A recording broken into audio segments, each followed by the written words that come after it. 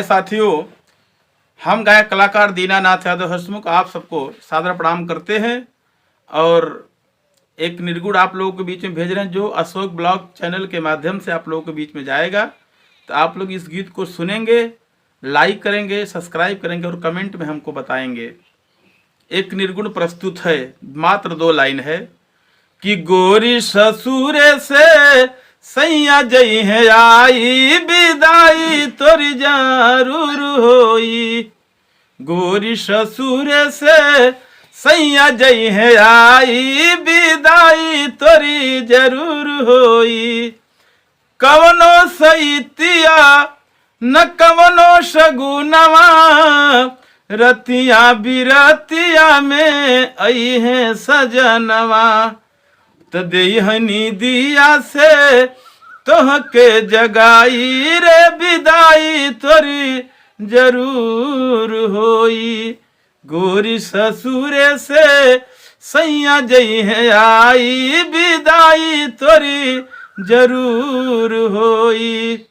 बाबू का दुआर छूटी माई का अंगनवा भाई भौजाई रोई है कई के बहनवा। तो रोई है सखी सभी हसिया बहाई रे विदाई तोरी जरूर होई। 7 रंग चुनरी कई के वहरवा और डोलिया उठाया चली है 4 गो कहरवा।